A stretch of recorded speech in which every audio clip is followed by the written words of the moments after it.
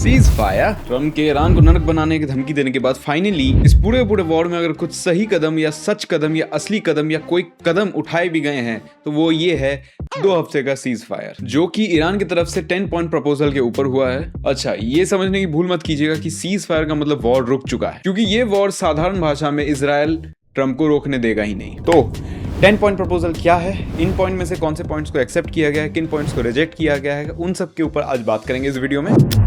Okay, so US के 15 point proposal को reject कर देने के बाद ईरान का 10 पॉइंट प्रपोजल को एक्सेप्ट किया गया है, जिसमें ईरान ने कई सारे कॉम्प्रोमाइजेस तो किए ही हैं, कुछ बदलाव भी लाए हैं। पहले 10 पॉइंट प्रपोजल मैं आपको साधारण तरीके से बता दूं एग्जैक्टली। सबसे पहला पॉइंट है lift all US sanctions. US ने कई सारे सैंक्शंस ईरान के ऊपर लगाए हुए थे, जिसमें से प्राइमरी सैंक्शंस आते हैं और सेकेंडरी सैंक्शंस आते हैं। प्राइमरी सैंक्शंस ये थे कि कोई भी तरह का बिजनेस यूएस की कंपनीज ईरान के साथ नहीं कर सकती है। इसी की वजह से ईरान कहीं भी अपना तेल सही से बेच नहीं सकता था। क्यों? क्योंकि सेकेंडरी सैंक्शन ये कहता था कोई भी देश अगर ईरान के साथ बिजनेस करता है तो यूएस उसको पनिश करेगा। Point number 2, except Iran's nuclear condition, जिसके लिए ये यूएस और इजराइल ने वॉर शुरू किया था, वही एक्सेप्ट कर लेना।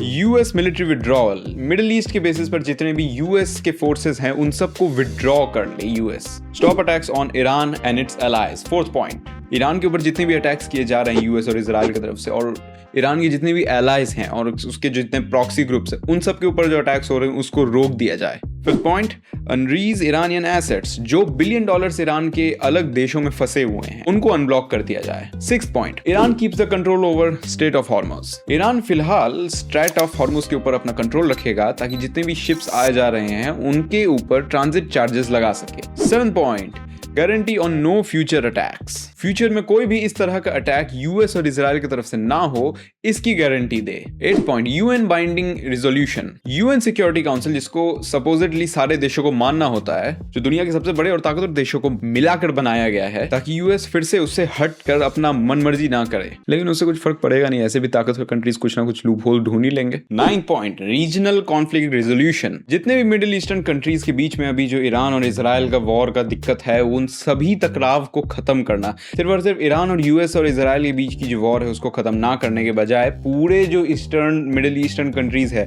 अगर मेरी बात पे एग्री करते हो तो उनकी बात पे भी करो, उनकी बात भी सेम है, ऐसी बात कर रहे हैं ईरान अभी। 10th point, reconstruction and economic normalization. Iran को वापस से ग्लोबल इकोनॉमी में आने दें ताकि ईरान फ्रीली अपने ऑयल्स को बेच पाए, ग्लोबल बैंकिंग सिस्टम को यूज कर पाए, ताकि वो अपने पूरे इकोनॉमी को वापस से रीबिल्ड कर सके। इन सारे पॉइंट्स में से किन किन पॉइंट्स को एक्चुअली रिजेक्ट कर दिया गया है, किन किन पॉइंट्स को एक्चुअली सेलेक्ट किया गया है, जब आप वो सुनेंगे तब आपको लगेगा कि ये एक्चुअली सीज फायर काफी ज्यादा फ्रेजाइल है, क्योंकि इसमें से मेजर जो पॉइंट्स है 10 में से कुछ 3 ही पॉइंट्स को शायद से ही एक्सेप्ट किया गया और बाकी के सारे पॉइंट्स को रिजेक्ट कर दिया गया है। जैसे फुल सैंक्शन रिमूवल नहीं होगा, कुछ थोड़ा मोड़ा सैंक्शंस को खाली रिमूव किया जाएगा। वो भी तब होगा जब ईरान न्यूक्लियर एनरिचमेंट करना कम करेगा। फिर यूएस मिलिट्री विड्रॉल बिल्कुल नहीं होगा मिडिल ईस्ट में से, और ईरान के न्यूक्लियर एनरिचमेंट वाले पॉइंट को तो इजराइल नहीं मना कर दिया, और जब मेन विलेन कैरेक्टर नहीं मना कर दिया तो ये साइड की क्या ही उखाड़ लेगा। उसके बाद ईरान स्ट्रेट ऑफ हॉर्मुज पर कंट्रोल नहीं कर सकता क्योंकि ग्लोबल पावर अलाउ नहीं करेंगे। अच्छा, अगर ये सारे के सारे पॉइंट्स रिजेक्ट ही कर दिए गए हैं तो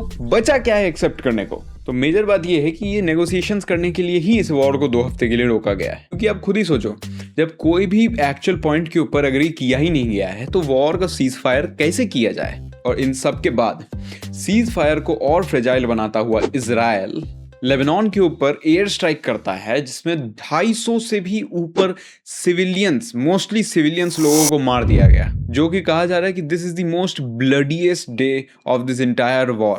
थाउजेंड्स ऑफ सिविलियंस को मार डाला गया है सिर्फ और सिर्फ हिजबुल्ला के नाम पर, क्योंकि इस तरह इतने डेंसली पॉपुलेटेड एरिया पर अटैक करना एक फुल फ्लेज्ड क्राइम है। लेकिन इसके ऊपर बोलने वाला अमेरिका चुपचाप बैठा है। बेसिकली इन सब लोगों को नपुंसक कहकर आप नपुंसकों की बेइज्जती कर रहे हैं। अब तो लगता है GTA 6 के आने से पहले वर्ल्ड वॉर 3 हो जाएगा। Well, I'll meet you in the next episode. खबरों पर चर्चा बिना कोई खर्चा। Welcome to चर्चा बिना खर्चा. Bye. Don't you really wank on your voice, yeah?